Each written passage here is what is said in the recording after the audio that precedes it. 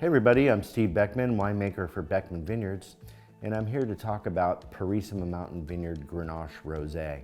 Our history with rosé goes back into the mid-90s. Actually, for me, even before that, but for the winery, it was a trip that we took in '95 to Provence that really sparked a strong interest for me in particular about rosé. So we came back from that trip and I kind of cheated on that first one and took some Sauvignon Blanc and put a dash of Cabernet into it, and then voila, I had a rosé. Not too long after that, actually the next vintage, and ever since then, we've been making rosé as rosé. That means for us that we actually have blocks out in the vineyard, Grenache blocks that are dedicated to making this wine.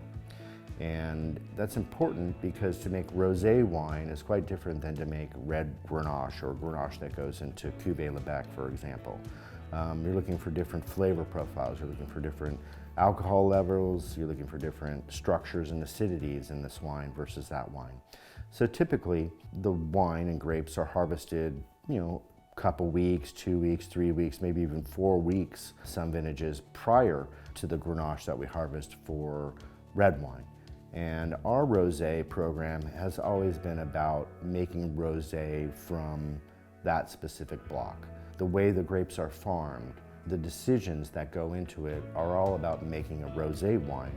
So initially our wine was really kind of like a light red wine for many, many years. It had much more color than, let's say, the current vintage does, or several of the past current vintages have had. And there's been kind of a huge resurgence or a huge coming alive of rosé in the marketplace. So rosé is much more popular today than it was when we started to first make it. But with that, there's been more of a kind of trend toward these lighter styles and away from kind of my preferred style, which is that heavier style. So what we've done over the last couple of years is to just kind of find that middle ground, right? Where I can still, create a rosé that has a lot of flavor, it has a lot of expression, that can have a little bit of structure and tannin to it, but maybe not make quite as heavy of a rosé as we were making 10 years ago, let's say.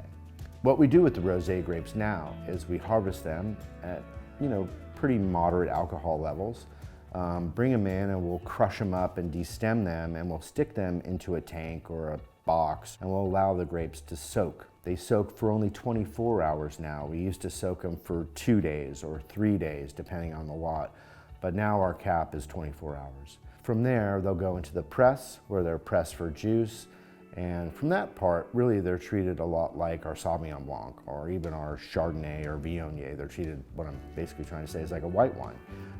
We'll take a portion of it and we'll ferment and age it in stainless steel tank, and then we'll take a smaller portion of it and ferment and age it into some older barrel. Initially, I should say too that our Grenache Rosé was 100% Grenache, but over the years we've learned that blending a little bit of Syrah or a little bit of Counoise or a little bit of Mourvèdre into the wine can bring some excitement as far as complexity, building of texture, kind of layering the flavor of the wine. As much as we love the pure Grenache Rosés, they tend to be very upfront, very aromatic.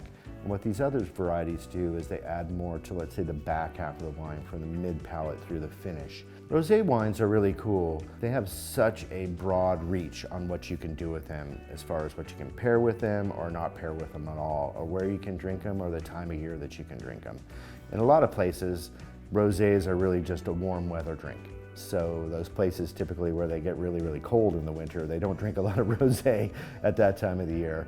Thankfully, we live here in Santa Barbara.